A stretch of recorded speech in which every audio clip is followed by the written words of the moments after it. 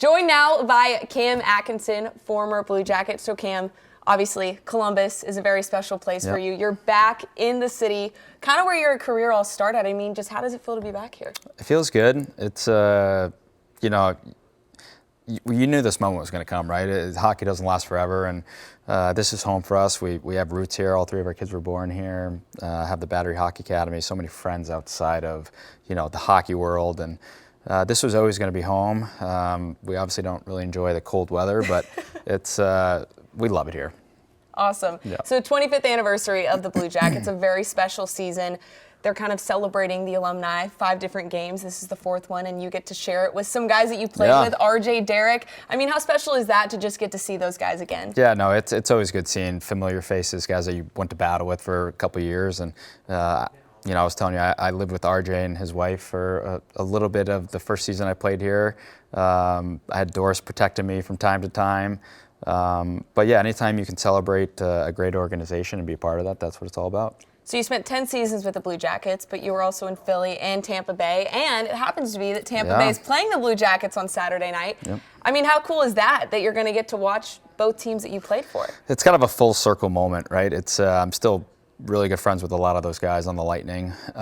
Believe it or not, I'm actually I'm flying home with them on their plane back to Tampa for a couple nights to get away from this cold weather and go watch them and hang out with some of the guys. And so looking forward to the whole weekend and just going to take it all in. Obviously, Columbus is a very special place for you. Back in October, you officially retired. You took the ice one final time.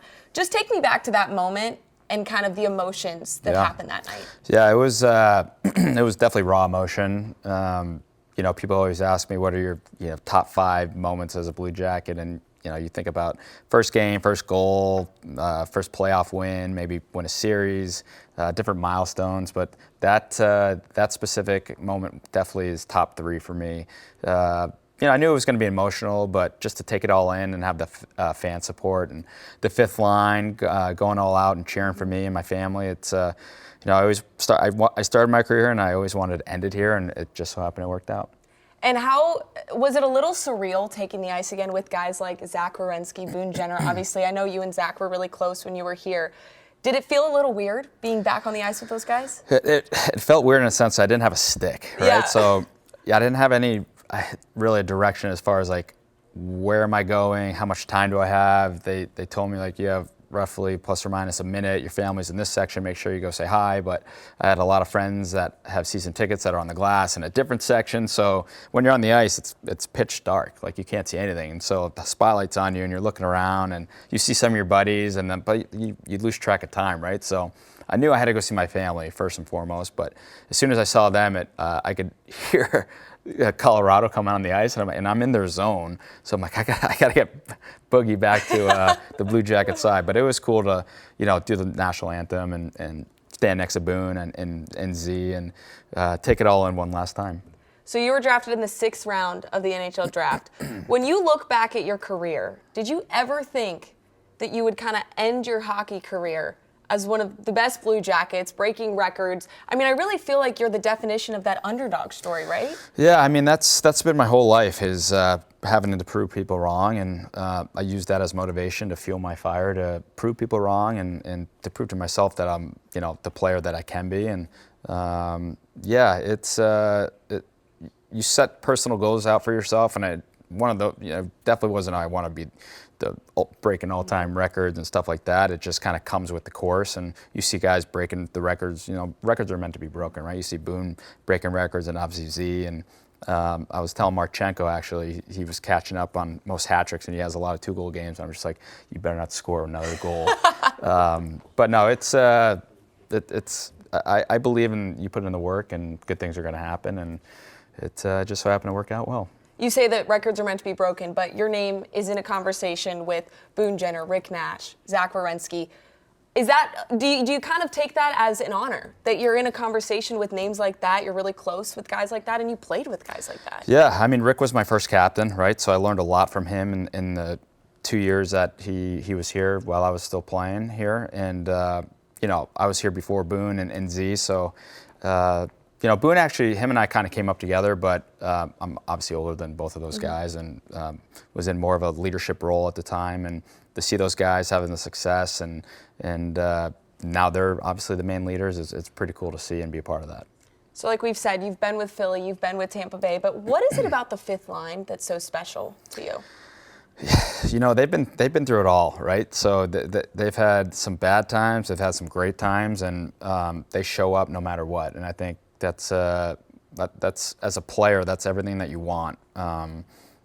So every ounce of success that you have playing for the Blue Jackets, you really owe it to the fifth line, because they've been through the ringer. So I remember when we swept Tampa, just how special it was for us as players, but for the fifth line, the community, the organization.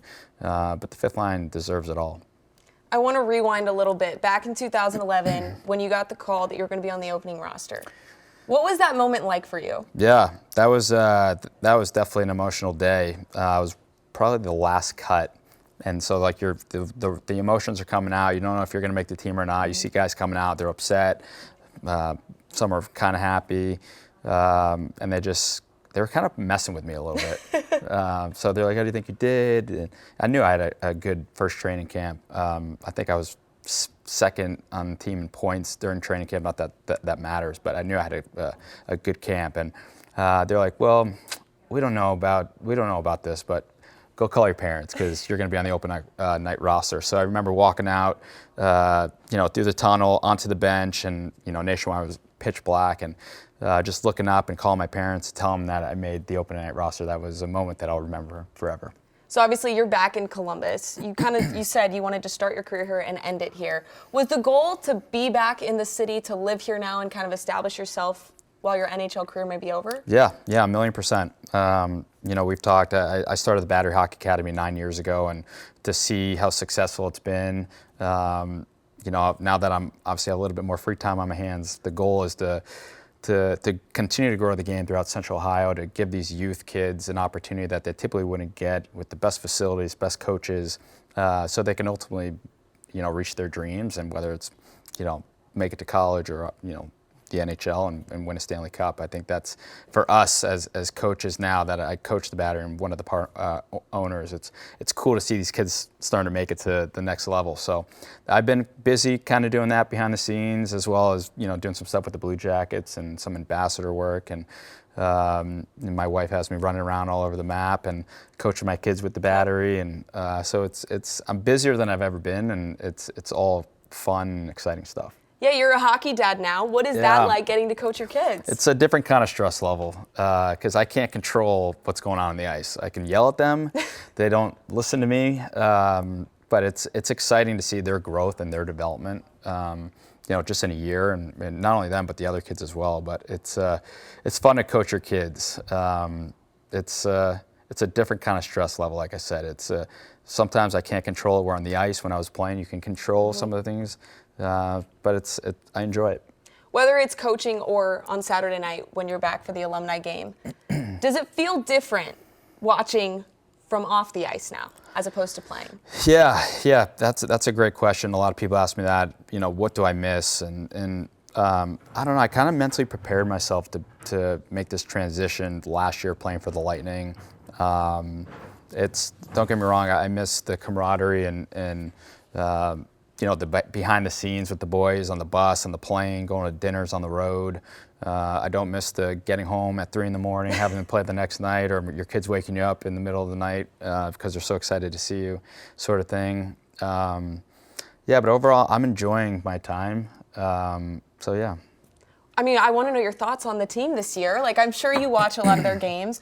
What's kind of the key to another successful season for these guys? Yeah, you know what? It's I think making that coaching change. Unfortunately, you never want to see a GM, a coach get fired, but we're in a sport where it's all about results, and ultimately it's the players that are on the ice that have to go out and perform, and that's just part of the business. But I think the Connell family and Don and they clearly believe in the team that's on the ice, and expect them to be in the playoffs, rightfully so. And I think making this change before the Olympic break kind of gives them a little bit more new life and energy, and kind of kicked them into gear a little bit before this long break, and all these games matter, all these points matter, so they've been doing a pretty good job, and it's fun to watch them, and it's fun to see a lot of these guys develop really well, but Werenski's on a whole nother level, which is it's great to see. That's what I wanted to ask you, because obviously you guys were really close. I'm sure you still talk to this day. What is it like to watch him really just thrive right now? I mean, he's going to the Olympics. Yeah. He's breaking records. He's incredible out there. I bet it's really cool to watch him. I mean, I did teach him everything he knows, so I have a lot of. He owes me a lot of his success. But no, it's you can always tell with Z the type of player he is, and obviously how he goes about his business off ice. And he's married now. He's getting older and maturing as far as being a leader and. Just leading by example. It's great to see him getting recognized as one of the, if not the top defenseman in the league. And with that comes, obviously more responsibility and that certain standard for him. And joining the U.S. Olympic team and the 4 nations, he's the best. And Cam, just kind of a couple last ones for you. What's your message to younger hockey players out there? Because, I mean, Blue Jackets fans, hockey fans in general, look up to someone like you. Yeah. I mean, I would say, because I'm coaching 5, 6, 7-year-old kids right now, right? It's you want them to have fun, and you want them to. Everyone thinks that I grew up playing hockey and only hockey. I think it's important to tell these parents that you need to play other sports. Mm-hmm. It's because every other sport kind of works at different parts of muscle memory and hand-eye coordination or whatever it may be. And I think people get so focused on playing one sport, and if they miss a practice, a game, a tournament, they're like, "Oh, my kid's never going to make it." And it's like, no, your kid first and foremost needs to enjoy the game. And I think everything else follows suit. But believe it or not, I tell these parents, have your kids play other sports. Mm-hmm. So I think that would be the one message I send, and have fun. We talk about your involvement with the Battery and, of course, with the Blue Jackets. Let's fast forward maybe 10 years from now. What's the ultimate goal for you? I know that's a loaded question. Wow. Take over by land, air, and sea. No, honestly, it's like I said earlier, I think just to continue to grow the game throughout Central Ohio, help the Blue Jackets out any way I can. Who knows? Maybe be a part owner of the Blue Jackets. Who knows? There's endless opportunities. I could win the lottery. That's true. There's a lot you could do. No, but I enjoy spending my time with my family and traveling and just the time that I typically wouldn't get in the past. I'm taking full advantage of. And I don't know if my wife, she's already kind of kicked me out of the house. She's like, you got to just leave the house. But no, it's been a lot of fun, and I'm glad I'm on this side now. And just last one for you. You talked about how special the 5th line is, but I feel like there's something different about this fan base, because whether it's winning, losing, they're there. Yeah. It's sold out, no matter what. What sets them apart? What is it about the fan base that sets them apart? You know what? I think they're passionate. They're passionate about the fan base, and they want to succeed and win as much as the players do, and that's what you want as a player, right? It's ultimately, players want to win. You play this game to win a Stanley Cup, and it's hard to make the playoffs, and it's even harder to get to the second round and obviously ultimately win the Stanley Cup. So they're passionate, and they deserve it all. It's they show up during the good times, and they show up during the bad times, and that's what you want. Are they making a run to the playoffs this year, Cam? I hope so. All right. There's no reason why they shouldn't. Absolutely. Well, Cam, thank you so much. I really appreciate it. Yeah, thanks for having me.